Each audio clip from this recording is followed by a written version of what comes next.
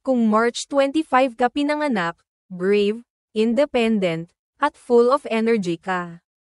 Super courageous at go-getter ka, hindi ka takot sumubok ng bago at harapin ang challenges.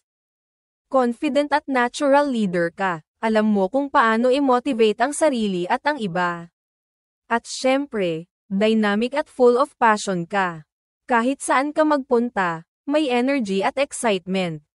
Pero minsan, sobrang impulsive ka, gusto mo agad ng action bago mag-isip ng consequences.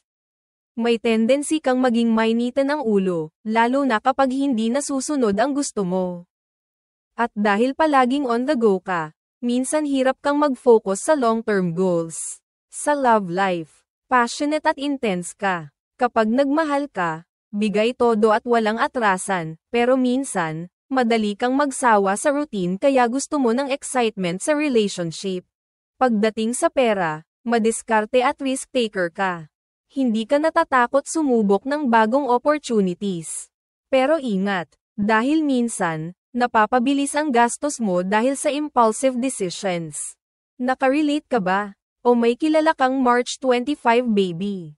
Share and like mo na ang video na ito. Huwag rin kalimutan mag-subscribe para laging updated.